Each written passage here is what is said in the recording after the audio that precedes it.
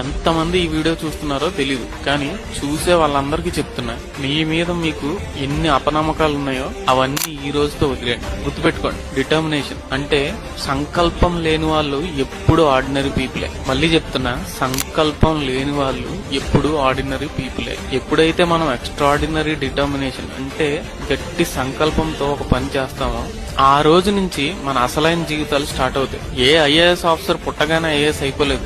ఏ successful business man పుట్టుకతోనే successful business man కాలేదు. ఏ super star by birth super star car.